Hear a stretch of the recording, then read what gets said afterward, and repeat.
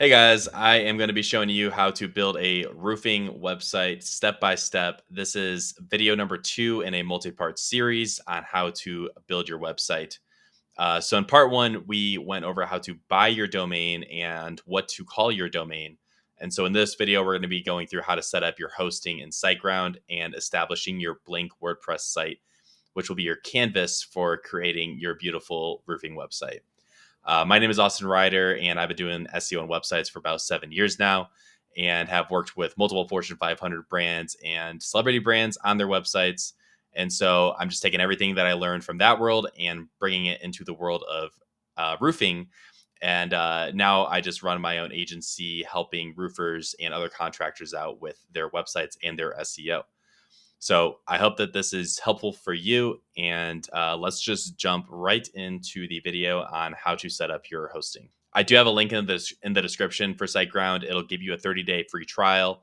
I do get a little bit of kickback on it, but it does help support the channel. So definitely click on that if you would like to support me. So when you click on the link, you'll find yourself at this page. And something that I need to mention that you need to avoid at all costs is going to be going to WordPress.com and just signing up from this way. This is the worst thing that you can do, and you will hate your life. Just trust me. So yeah, don't do that. Always go through a host. If you don't do SiteGround, do your own research, find a good host. But I have been using SiteGround for a while. I also recommend Cloudways and WP Engine are also some good ones. So let's go ahead and start. I'm going to be starting a new account just to kind of show you guys how to do this. And so as you can see here, they have a nice introductory offer, and we're just going to start off with this because we're just building the one website.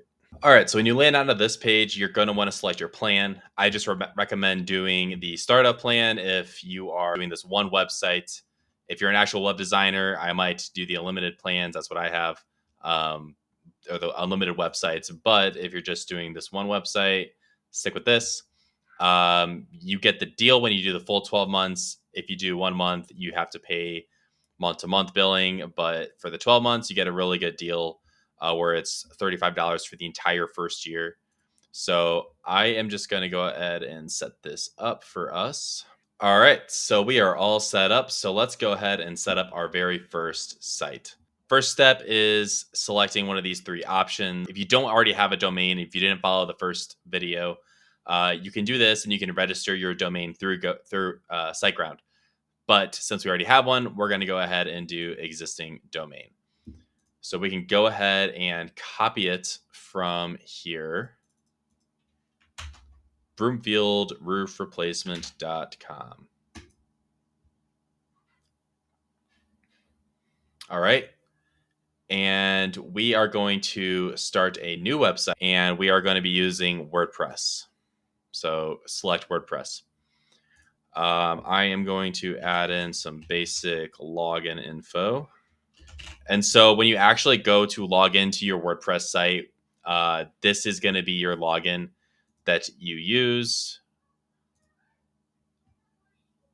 And you can say no thank you to this stuff. They're just, again, everybody's always trying to upsell you on these things.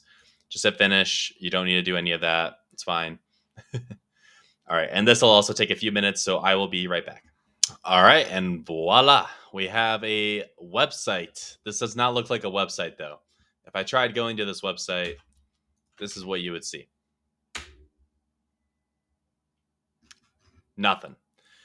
And that's because it is still connected to GoDaddy. Just because you select the domain name doesn't mean that the website is connected to SiteGround. So let's pull up our instructions. So we set up our SiteGround account, we enter our domain name, we created a blank WordPress site, but we have to point the name servers in GoDaddy to SiteGround. What that means is the name servers are where your website's files are hosted. And so at the end of the day, all a website is a bunch of files sitting in folders. What we have to do is we have to tell GoDaddy and the internet that your website files are hosted in the SiteGround servers. Come over here to domain. You're going to want to select manage DNS. And again, if you're looking at this in like a couple of years down the line, this will probably look completely different. These platforms are always changing their user interface.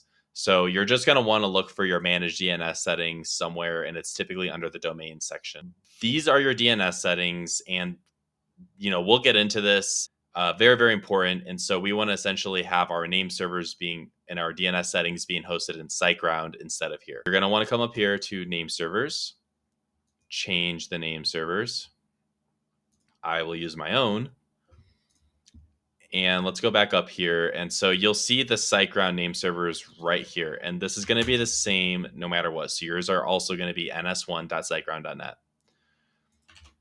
Change that. And change that.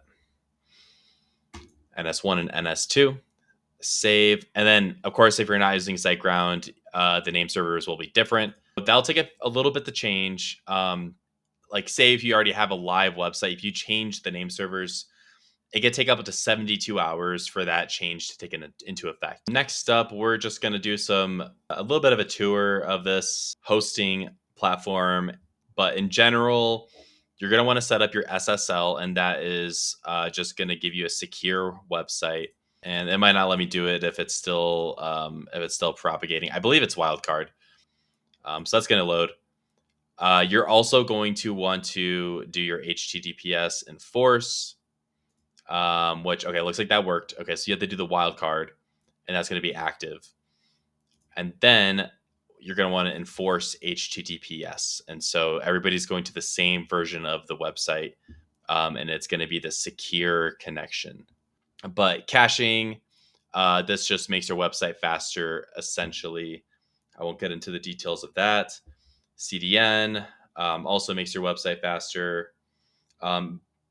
Domain, I'll come down here because this is where you're going to see your name servers. And so this is all the same stuff that you were seeing in your previous in GoDaddy. And now it's being hosted here. So if anybody's getting access to your DNS settings, you want to direct them to SiteGround here. So email, again, I'm not going to get too much into Google Workspace right now, but you can set up your Google Workspace in here so that you can get your branded emails. So you can be like john@broomfieldroofreplacement.com and have that really professional looking email. I typically just go through Google Workspace for this. I don't typically do it through a host, especially not things like Wix, or because everything will run through this platform now. And so if you want to change hosts later down the road, it's going to be a little sticky getting your Google Workspace separated from that. So I recommend just going to Google Workspace itself and setting up your branded domains or your branded emails that way. And then coming back to your DNS zone editor, come to MX, do switch to Google MX records and hit create. I'm not going to do that right now because I haven't done that. And that's all you have to do to connect your domain to your Google Workspace. You've kind of gone through everything now on here. There's not a whole lot more to it that you need to worry about right now. So I wouldn't worry about statistics or devs. Something else I do want to point out while we're here is backups. And so if you come to security, here, what you will see is a daily backup of your website. So if you ever mess anything up on the website, the whole thing crashes, you can come back into your host, into SiteGround, and run a backup and just restore a previous version of your site. And it backs up every single day so that you always have a good backup spot to do it. Just have that in the back of your mind. The only other thing here is going to be WordPress. When it's done propagating, you should be able to come in here and log into your admin panel. You might have to wait a day or two to be able to actually get into WordPress and edit things. I'll be back when that's all done, and I'll just kind of give you the full tour of WordPress, which is going to be the next step of the thing. So we're going to go through how to install basic plugins and your themes, and then also how to select what your website's going to look like. So really exciting stuff next. We're going to get really into the nuts and the bolts of what creates a good roofing website. We'll see you again. Hopefully this was helpful for you. If you have any questions for me, leave a comment down below. Be sure to subscribe so that you get notifications for the next video in the series as it comes out and all the rest of my content that I produce.